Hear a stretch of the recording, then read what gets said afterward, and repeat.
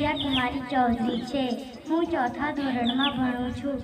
આજે હું તમને આપણા રાષ્ટ્રધ્વજ વિશે 2 શબ્દ કહીશ, તે તમે શાંતિથી સાંભળશો. આપણો રાષ્ટ્રધ્વજ તિરંગો છે. આપણા રાષ્ટ્રધ્વજના સૌથી ઉપર કેસરી રંગનો પટ્ટો હોય છે. કેસરી રંગ વીરતાનું પ્રતીક છે.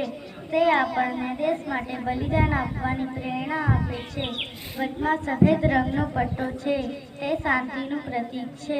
સૌથી નીચે લીલા રંગનો પટ્ટો આવેલો છે, તે દેશની આબાદીનું પ્રતીક છે.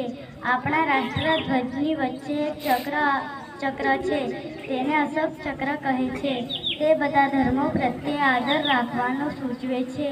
આપણે 15મી ઓગસ્ટ અને 26મી જાન્યુઆરીના દિવસે આપણા રાષ્ટ્રધ્વજને ફરકાવીએ છીએ.